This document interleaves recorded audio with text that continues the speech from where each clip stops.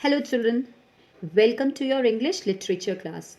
In today's class, we are going to study a very soulful poem, The Banyan Tree, written by a well-known poet, Rabindranath Tagore. Before starting the poem, let's see about the poet. Rabindranath Tagore, also known as Gurudev, was a Bengali poet, writer, composer, philosopher, and painter. He reshaped Bengali literature and music as well as Indian art with modernism in the late 19th and early 20th centuries. Now, children, let's start the poem. First, I'll recite the poem for you. All right. Oh, you shaggy headed banyan tree, standing on the bank of the pond, have you forgotten the little child, like the birds that have nested in your branches and left you? Do you not remember how he sat at the window and wondered at the tangle of your roots and plunged underground? So, before starting the explanation, first let's see the difficult words. Shaggy headed. Shaggy headed means the branches of the tree which are thick, long, they are falling down and they are very untidy. They are kept in an untidy way. All right, you all must have seen banyan tree now and you must have noticed its roots, branches hanging downwards and they are very shabbily arranged. So that's why the poet is calling shaggy. And where is that tree? The tree is on the bank of the pond. All right. So bank of the pond means near the pond. Tangle. The meaning of tangle is twist together. Meaning of tangle is twist together. Plunged. Plunged means to drop or fall. Plunged means to drop or fall. Now let's start the explanation. Please listen to the explanation very clearly. Oh, you shaggy headed banyan tree standing off the bank of the pond. The speaker is asking the tree, which tree? The tree which is shaggy headed. Shaggy headed means the tree appearance, the banyan tree. You all must have seen banyan tree. All right, all the roots and branches, they are hanging downwards. So the tree looks very untidy. It's not, it means all the roots are hanging downwards. So it doesn't look very tidy, so that's why the poet is calling the tree shaggy headed. And where is that tree?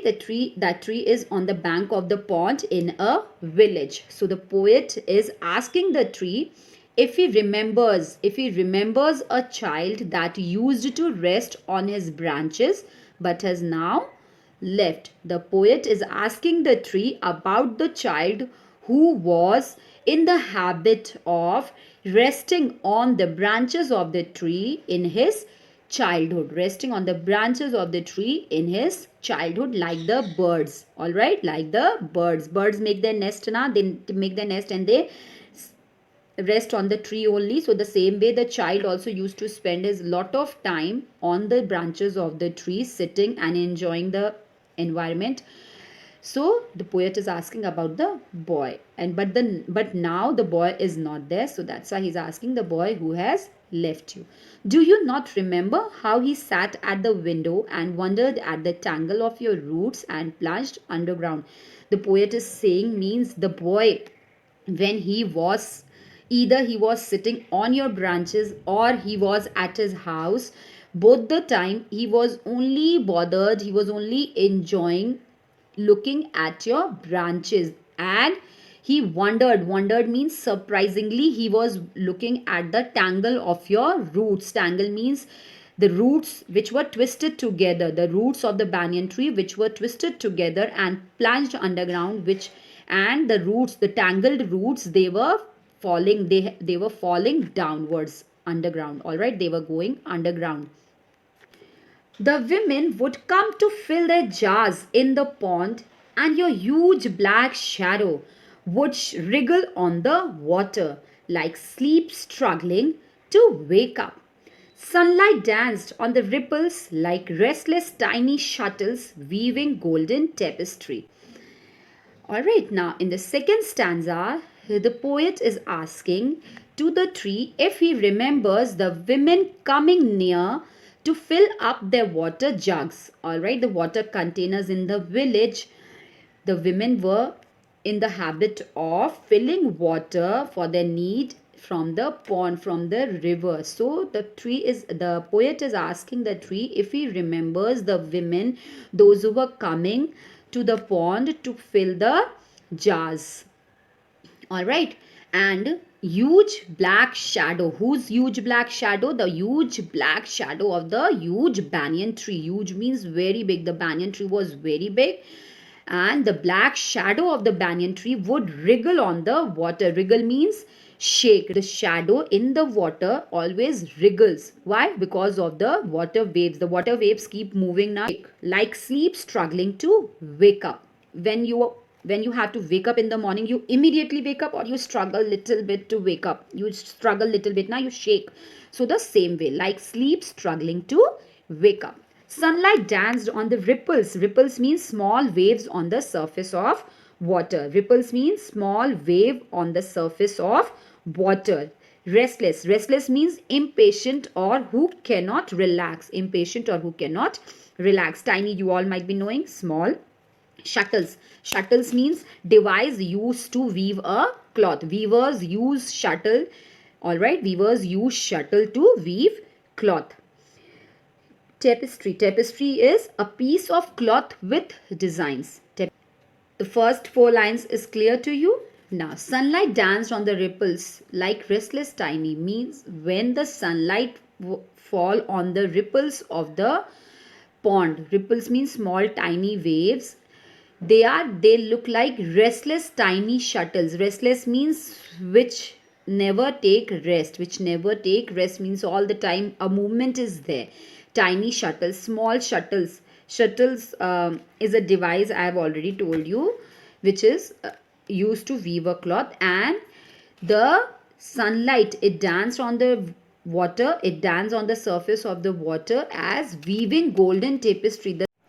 2 ducks swam by the weedy margin above their shadows, and the child would sit still and think. He longed to be the wind and blow through your resting branches to your shadow and lengthen with the day on the water. To be a bird and perch on your topmost twig, and to float like those ducks among the weeds and shadows. Last stanza, the poet is saying that 2 ducks swam by the weedy margin. First, I'll explain the meanings to you all. Weedy. Weedy means unwanted plants which grow near or on the water. Margin means line of those plants, line. And then after that, longed. Longed means desired, to wish something. Lengthen. Lengthen means to become longer. Perch. Perch means to sit. The 2 ducks swam by the weedy margin above their shadows means all the shadows which were forming on the water, on those shadows, above those shadows, 2-3 ducks means 2 is not an exact number. The poet has just given a number. 2 ducks swam by the weedy margin. Weedy means the unwanted plants which were grown on the water. So above those plants, the border of those plants, 2 ducks swam, and the child would sit still and think. And the child would sit still. Still means without any work. He was just sitting and watching the water, watching the duck, animals and birds. They're watching the women carrying water and filling water in their jars. Each and every moment near the banyan tree, near the pond, the boy was watching. And he used to think. He longed. Longed means he wished. Looking at the banyan tree and at the pond, he had a desire. He wished to be the wind and blow through your resting branches. Resting branches means the branches which were there. The boy wished to become the wind and blow through the branches and be your shadow and lengthen with the day on the water. After the wind, the boy was also having a desire to be the shadow of the banyan tree and increase to become longer by the day. Shadow becomes longer now. So become longer by the day on the water. With the day, the shadow become longer. So the boy also has the wish to be the shadow of the banyan tree and become longer with the day. To be a bird. Here only the desires of the boy was not fulfilled, means not stopped. He had more desires to be a bird. Now he wanted to be a bird and sit on your topmost twig. Now, after the wind and after the shadow, the boy wished to be a bird and perch on your topmost twig. Topmost means the upper, the branches, the small branches which were on the top. The boy wanted to become a bird and sit there and to float like those ducks. And he also wished to become ducks, the ducks, those who were floating on the pond, on the water, among the weeds and shadows. Among means crossing all the weeds, unwanted plants, and the shadow of the tree. The shadow of the tree. So this is the poem, children. I hope this is clear to you. Thank you for listening me. Thank you.